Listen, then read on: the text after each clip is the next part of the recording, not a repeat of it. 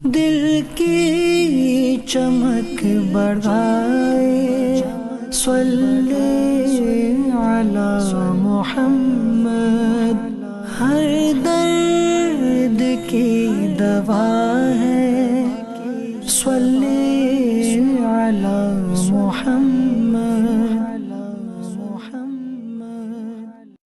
अल्हम्दुलिल्लाहि रब्बिल आलमीन वस्सलातु वस्सलामु अला सय्यिदिल मुरसलीन, अम्मा बअद, फ़अऊज़ु बिल्लाहि मिनश शैतानिर रजीम, बिस्मिल्लाहिर रहमानिर रहीम। अस्सलातु वस्सलामु अलैका या रसूलल्लाह व अला आलिका व अस्हाबिका या हबीबल्लाह, अस्सलातु वस्सलामु अलैका या नबीयल्लाह व अला आलिका व अस्हाबिका या नूरल्लाह।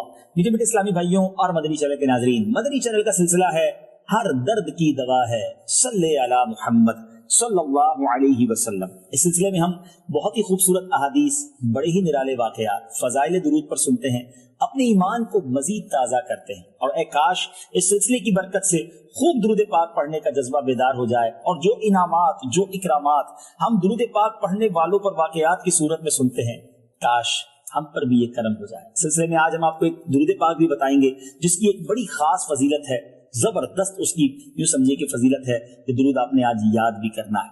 पहले कुछ अहादीस पेश करता हूं। रसूलुल्लाह सल्लल्लाहु अलैहि वसल्लम का इरशाद है, सलासतुन तहत ज़िल्ल अर्शिल्लाहि यौमल क़ियामह, तीन ऐसे खुशनसीब हैं जो क़यामत के दिन अर्श के साए में होंगे। यौम ला ज़िल्ल इल्ला ज़िल्लुह, जिस दिन सिवाय अर्श के साए के कोई साया ना होगा। क़ीला मन हुम या रसूलल्लाह सल्लल्लाहु अलैहि वसल्लम, पूछा गया कि हुजूर वो कौन होंगे? नबी ये पाक फरमाते, मन फर्रज अन मकरूबिन मिन उम्मती, नंबर एक मेरे आका फरमाते हैं जिसने मेरी उम्मती की तकलीफ को दूर किया, जिसने मेरे किसी उम्मती की तकलीफ को दूर किया। दूसरा मेरे आका फरमाते हैं व अहया सुन्नती, जिसने मेरी सुन्नत को जिंदा किया। और आगे फरमाया व अक्सर सलात अलैया, और जिसने मुझ पर कसरत से दुरूद भेजा। मेरे बीच इस्लामी भाइयों, हमें का कौन है कि जो नहीं चाहता कि क़यामत के दिन अल्लाह के अर्श का साया नसीब हो? यकीनन हम सब चाहते हैं। तो ये तीन काम याद कर लीजिए, किसी उम्मती की तकलीफ दूर कीजिए। कितना पसंद है वो शख्स मेरे रब को जो उम्मती की तकलीफ को दूर करे। आज कई लोग ऐसे हैं जो प्रॉब्लम सॉल्वर नहीं, प्रॉब्लम क्रिएटर हैं। मुश्किल हल करने की बजाय मुश्किल पैदा करते हैं। जो अल्लाह को कितना पसंद है वो बंदा जो मुश्किल दूर करे, उसे अल्लाह अपने अर्श का साया नसीब करेगा।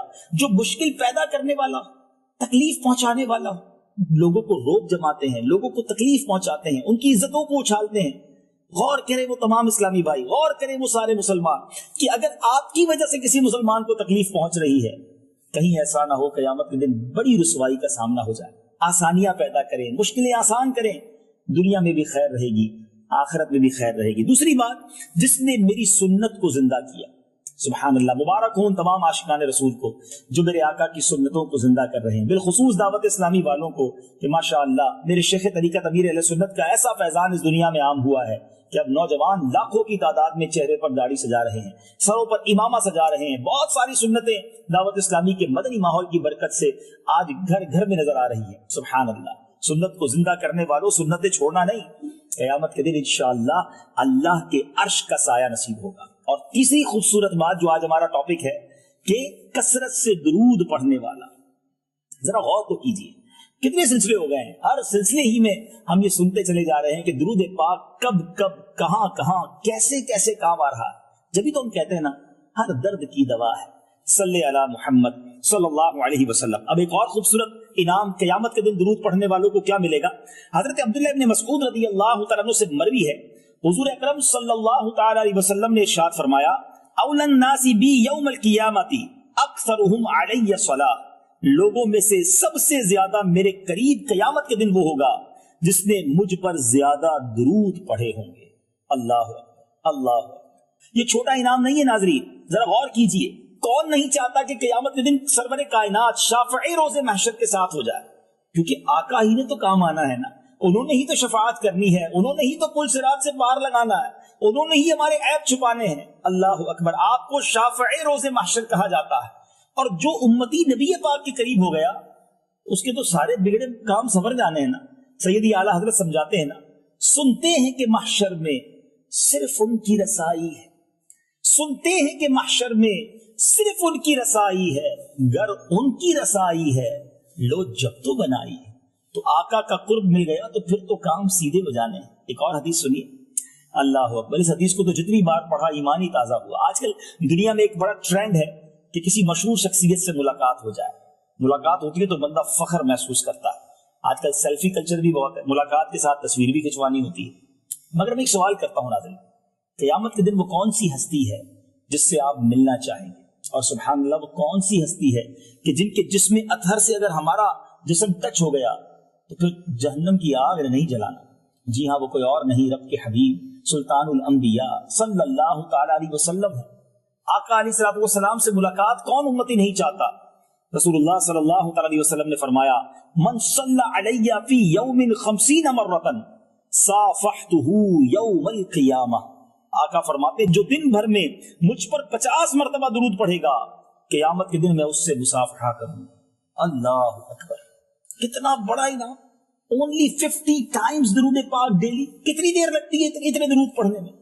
اب دیکھیے نا کون کون سی فضیلت سنیں, کون کون سا ریوارڈ ہم سنیں, اتنے فضائل, اتنے انعامات, پھر بھی فضول باتوں میں ہمارا وقت صرف ہو, پھر بھی ادھر ادھر ہم فضول باتوں میں اپنا ٹائم ضائع کریں, تو پھر ہم سے بڑا فضول وقت ضائع کرنے والا کون ہوگا؟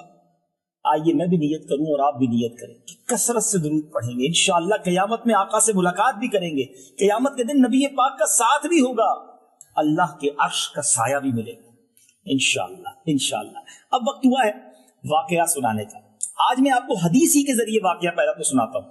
یعنی یہ وہ واقعہ ہے جو ہوا نہیں, قیامت کے دن ہوگا, مگر میرے آقا علیہ السلام نے غیب کی خبر دیتے ہوئے پہلے ہی بیان کر دیا. حضرت عبداللہ بن عمر رضی اللہ تعالیٰ عنہما سے مروی ہے کہ رسول اللہ صلی اللہ تعالیٰ علیہ وسلم نے ارشاد فرمایا, قیامت کے دن حضرت آدم علیہ السلام عرش کے قریب وسیع میدان میں ٹھہرے ہوئے ہوں گے. آپ پر 2 سبز کپڑے ہوں گے. اپنی اولاد میں سے ہر اس شخص کو دیکھ رہے ہوں گے جو جنت میں جا رہا ہوگا, اور اپنی اولاد میں سے اسے بھی دیکھ رہے ہوں گے جو دوزخ میں جا رہا ہوگا. اسی اسنا میں آدم علیہ السلام سرکار دو عالم صلی اللہ علیہ وسلم کی ایک امتی کو دوزخ میں جاتا ہوا دیکھیں گے. آدم علیہ السلام پکاریں گے, یا احمد یا احمد. اللہ اکبر. میرے آقا فرماتے ہیں صلی اللہ تعالی علیہ وسلم, میں کہوں گا لبیک اے ابو البشر. آدم علیہ السلام کہیں گے کہ آپ کا ایک امتی دوزخ میں جا رہا ہے.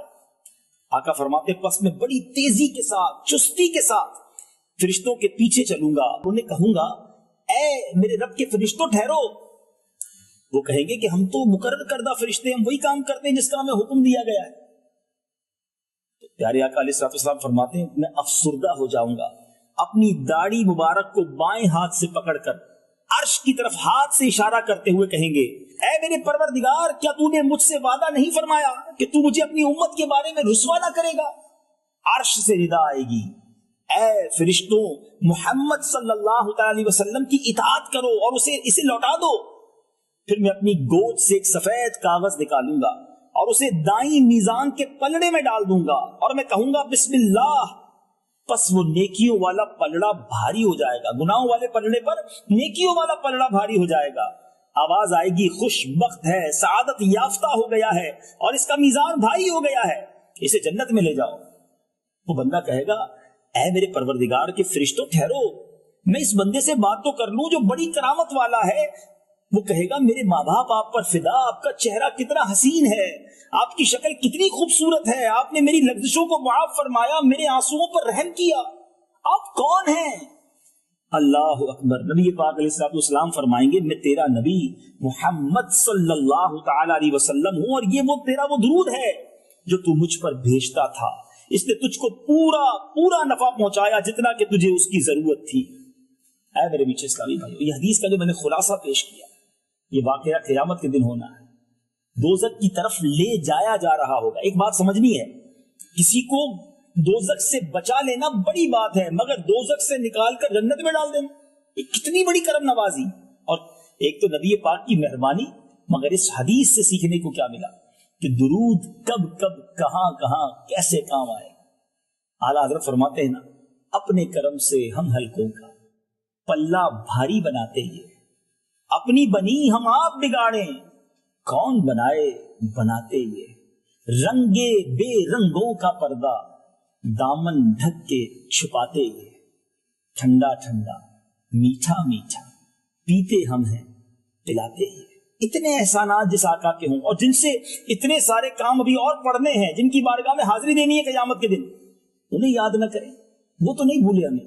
سیدی اعلیٰ حضرت جھنجھوڑتے ہیں، کہتے ہیں جو نہ بھولا ہم غریبوں کو رضا، یاد اس کی اپنی عادت کیجیے۔ جو نہ بھولا ہم غریبوں کو رضا، یاد اس کی اپنی عادت کیجیے۔